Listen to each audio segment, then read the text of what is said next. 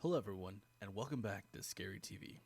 Today, we are covering the top 3 Skinwalker experiences. Now for those of you who don't know what a Skinwalker is, count yourself lucky. A Skinwalker comes from the Navajo culture and is a type of harmful witch who has the ability to shapeshift, possess, or even disguise themselves as an animal.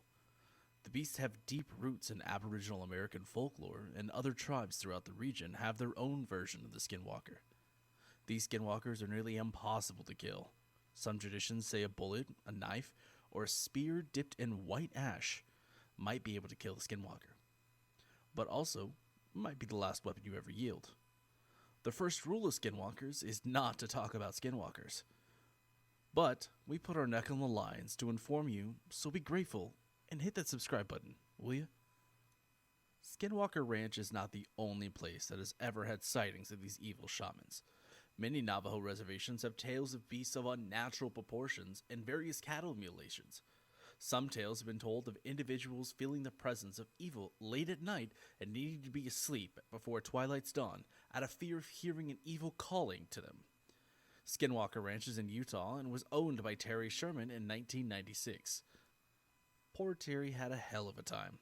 Once a week he would find cattle mutilations, crop circles, and UFO sightings. One of the cattle had a hole cut right into the center of its left eyeball. Another was missing its rectum. And then one day, suddenly, 7 cows disappeared. 18 months into living on the ranch, after already having many bizarre and weird experiences, Terry's first close encounter with the evil shapeshifter was he was face to face with what he believed was a wolf at the time while he was walking his dogs. The wolf was 3 times the size of a normal lupin, with glowing red eyes and a mean streak. Terry shot the beast 3 times at close range with a rifle and watched in horror as the creature shook off the shots like pebbles against a stone wall. This was not the only evil that Terry would encounter. Terry began to hear voices. Shape-shifting witches often are said to have stalked their prey into madness by sending whispers on the wind in the darkness and through the crevices of our minds. These voices would become enchanting in different languages that Terry couldn't understand, and it would drive him mad. A quick rundown of what happens next before we go into any further detail. Terry sold the property off to new owners quickly as the voices continued to ravage his mind and destroy his health. The new owners experienced even more encounters with the paranormal and the terrifying. The new owners claimed that the ranch was a hub of paranormal activity and often heard a beast growling outside their doors, clawing at their porch, and voices beckoning them outside at night. Robert Bigelow was the name of the new owner, and he had bought the ranch because he had wanted close encounters with aliens, but instead was met with the curse of a Navajo monster. Bigelow ended up selling the ranch to Adamantium. One of the most famous quotes about this property was, "I take my truck up the road, and as I start to get closer, I start to get really scared. Just this feeling that takes over. Then I hear this voice, as clear as you and me are talking right now, that says, 'Stop.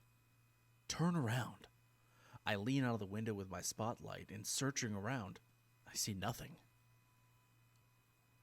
Thomas Winterton and many in his crew were hospitalized after working on the ranch and experienced severe skin inflammation and nausea.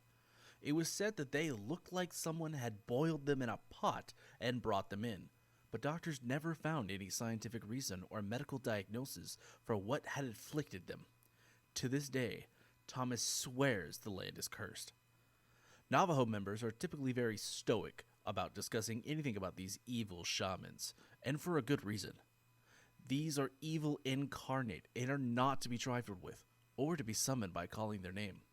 Comment below if you believe this too, or if you have any experiences similar to this.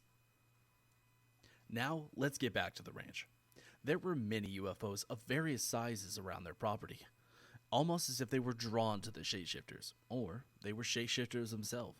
Terry and his wife found it strange if that night they had not seen a flying object in the sky. It was rumored to have caught the attention of many alien enthusiasts, and many started to track the nighttime flying schedules of nearby aircraft to verify it wasn't just some normal aircraft doing night flying. They found that there were not any matches with the local flight trackers and the timing of the UFOs. Now, moving on to the poor cattle. Let's just say That poor cow with the eyeball drilled in. The cattle that the Shermans found were often shrouded in a very chemical and revolting smell, much different than that of natural death. One was even found with a clump of cut down branches. Another cow had vanished after leaving tracks in the snow that suddenly just stopped. If it's snow, it's hard for a 1,200 or 1,400-pound animal to just walk off without leaving tracks or to stop and walk backwards completely and never miss their tracks, Terry Sherman said. It was just gone. It was very bizarre. Now, moving back to Bigelow's experience. Bigelow had established the National Institute for Discovery Science on the grounds. During his due diligence, he then installed extensive security software with cameras and infrared sensors. He wanted to find the answer that only science could. What was going on? On March 12, 1997, Bigelow's employee and biochemist Dr. Colm Keller spotted a large humanoid figure perched in a tree. It was such a profound impact on Dr. Keller that he wrote his own book titled The Hunt for the Skinwalker and detailed it as being about 20 feet off the ground and about 50 feet from him. He wrote, "The large creature that lays motionless, almost casually in the tree. The only indication of the beast's presence was the penetrating yellow light of the unblinking eyes as they stared fixedly back into the light." The doctor aimed at the demonic beast and fired a rifle, but said it fled, leaving behind marks and imprints on the ground.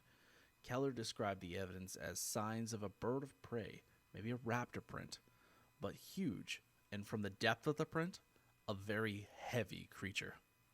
Just days prior to this, the ranch manager and his wife had tagged a new calf, and their dog began to act very strangely. Refer back to our other video on how people need to really listen to their dogs. They went back to investigate 45 minutes later, and in the field in broad daylight found the calf and its body cavity empty. Said Keller, "Most people know if an 84-pound calf is killed, there is blood spread around, and if it was if the blood had been removed in a very thorough way." The distressing activity continued well into the summer. 3 eyewitnesses saw a very large animal in a tree, and also another large animal at the base of the tree, continued Keller. "We had videotape equipment, night vision equipment. We started hunting around the tree for the carcass, and there was no evidence whatsoever. Totaling at 100 different incidents on the property, the Bigelow team couldn't find enough scientific evidence to produce a report that had enough credibility for publication. Bigelow then sold the property to Adamantium. Not much has been heard from Adamantium since their purchase, and the grounds are patrolled by armed gunmen, so it's left many paranormal investigators hungry for more. However, you can find more at skinwalkerranch.org. That wraps up tonight's video. Thank you very much for everyone watching. What do you think? Do you think there's a paranormal hotbed in Utah? And if you do, why Utah of all places? Comment below what you think is real or not. Don't forget to like and subscribe for more Scary TV. Stay tuned for a message of our sponsors.